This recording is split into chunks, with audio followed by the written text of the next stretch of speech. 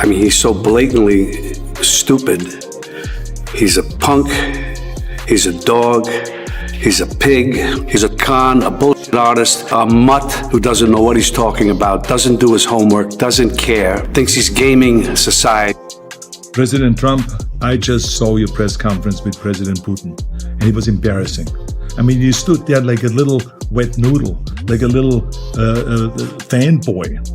I mean, I was asking myself, when are you going to ask him for an autograph or for a selfie or something like that? What happens when Hollywood's grumpiest legend teams up with the most bewildered action hero on earth? You get a meltdown so chaotic, it makes reality TV look like a church sermon. Robert De Niro's out here swinging verbal punches like he's auditioning for another mob flick, while Arnold Schwarzenegger drops dad jokes and half-philosophical one-liners in his trademark broken English. And their chosen opponent? None other than Trump. This isn't some friendly roast. It's a full-blown ego demolition derby, and you'll want front row seats for round one. Idiot. Colin Powell said it best. He's a national disaster. He's an embarrassment to this country. It makes me so angry that this country has gotten to this point, that this fool, this bozo, has wound up where he has. He sold out at this press conference our intelligence community, our justice system, and worst of all, our country. You're the president of the United States. You shouldn't do that. I mean, what's the matter with you? I mean, whatever happened to the strong words or to the strength of Ronald Reagan when he stood there at the Berlin Wall and he said, Mr. Gorbachev. At this point, Robert De Niro isn't acting. He's gone completely method with his Trump crusade. No camera, no director, no paycheck, just unfiltered fury. Every time he opens his mouth about the former president, it sounds less like an interview and more like a missing scene from Goodfellas, where his old mob boss persona somehow stumbled into 2025, saw Trump on TV, and decided the guy needed an old school talking to. Do you really worry that if he were to win again, and I'm not saying this like it's such a far-fetched notion, if he were to win again, that he would not give up power? You know he won't. You know he won't. He even said it. He's never going to give it up. And anybody who deludes themselves in thinking that he is, shame on you. You have compared the Trump family to a gangster family, which is something coming from you. What do you mean? They are. Well, because he thinks. If you're enjoying this video, don't forget to subscribe and hit that bell icon. Now, picture De Niro pacing like a lion trapped in a cage, brows furrowed, hands slicing through the air, muttering as though he's about to summon Joe Pesci for backup. He's not dissecting policies or politely disagreeing. He's unleashing. These aren't calm opinions. They're full-blown cinematic tirades delivered with the kind of fire that only comes from a man who's been simmering since the first time he saw Trump strutting around in a gold-trimmed suit. I know all of you are thinking now, I hope, that Arnold attacks Trump and says some really terrible things about Trump, right? But that's not my style. You know what's interesting is that every time I talk lately to environmentalists and to policy people, they say to me, Mrs. Arnold, I mean, what is the point of fighting for a clean environment when the government of the United States says climate change is a hoax?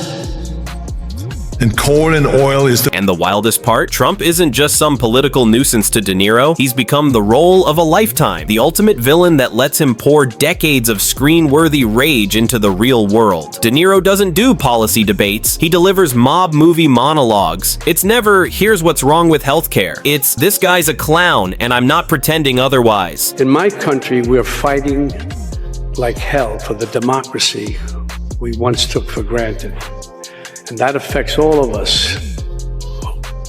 That affects all of us here because the arts are democratic. Art is inclusive. It brings people together. Like tonight, art looks for truth. Art embraces diversity. And that's why art is a threat.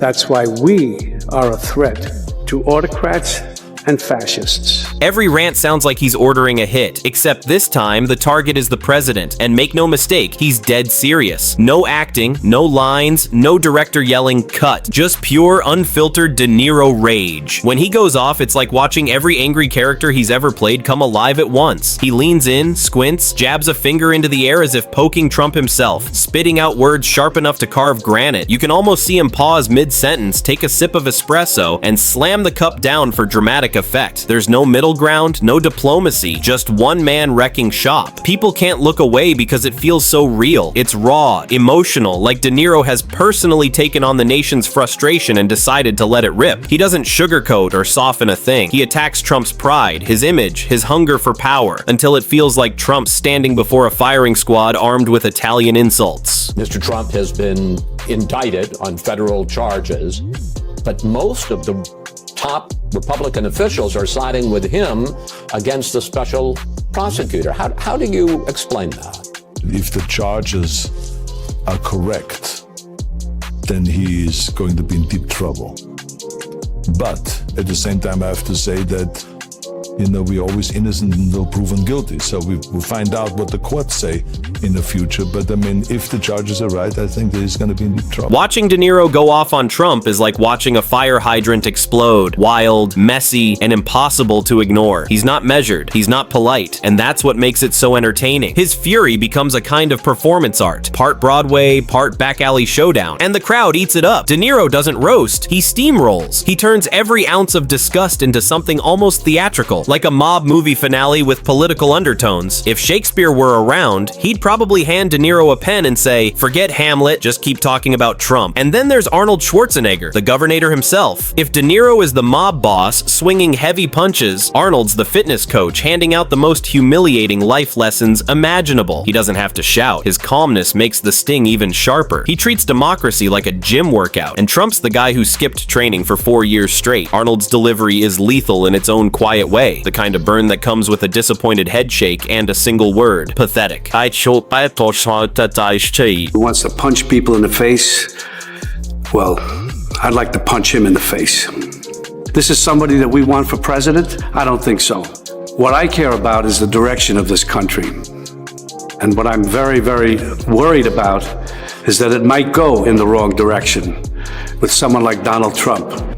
If you care about your future, vote for. Arnold has this uncanny ability to turn insults into motivational speeches. He'll call Trump weak, petty, and divisive, but the way he says it, it almost sounds like he's cheering America on to do better. That voice, that accent, that cool delivery, it all turns his critique into something that feels like tough love. He doesn't raise his voice, he just calmly points out that Trump's out of shape, morally, politically, and maybe even mentally, and keeps flexing his optimism. That's his secret weapon. Arnold could tell someone they're the biggest disappointment since New Coke, and it would still sound inspiring. Trump, in his eyes, isn't even a politician anymore. He's the lazy gym member who keeps skipping leg day. You can almost see Arnold standing over him, shaking his head like a trainer watching a guy fake his reps. You say you're strong, he'd say, but look at you. You haven't done a set since the 80s. It's brutal, but somehow encouraging, like he's challenging Trump to finally put some effort into his democracy workout. What makes the whole thing hilarious is how opposite their styles are, yet both end up roasting Trump perfectly. De Niro storms in like a detective, slamming his fist on the table, shouting that Trump's ruining the neighborhood, while Arnold strolls in, cool and composed, dissecting Trump's failures like a coach reviewing bad form.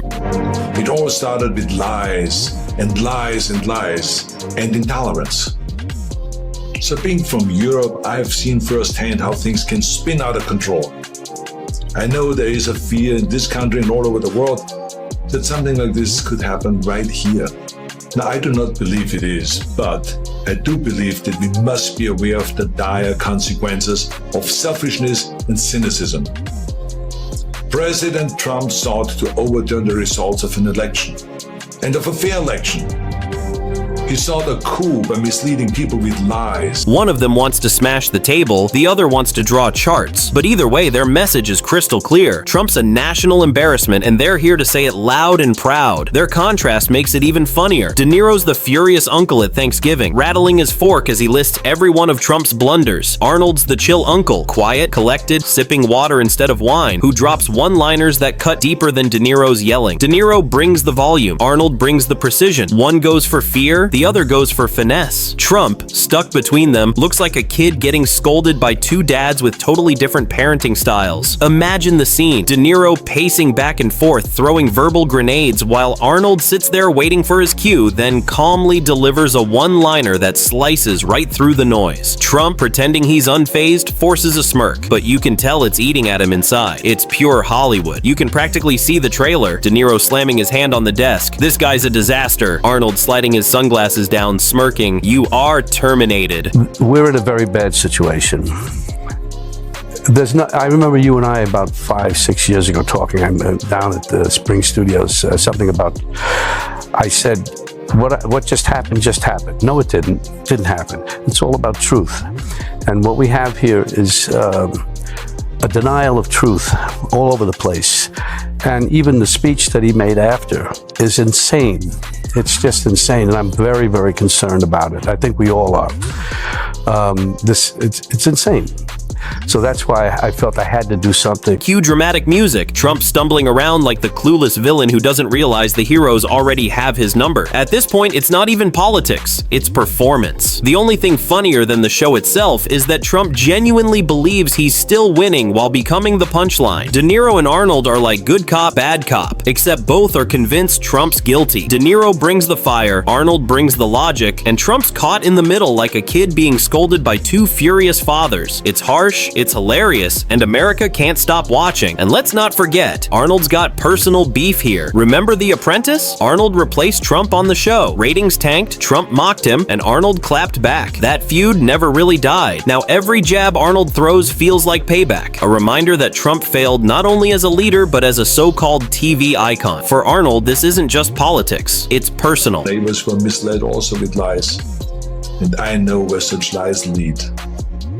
President Trump is a failed leader. He will go down in history as the worst president ever.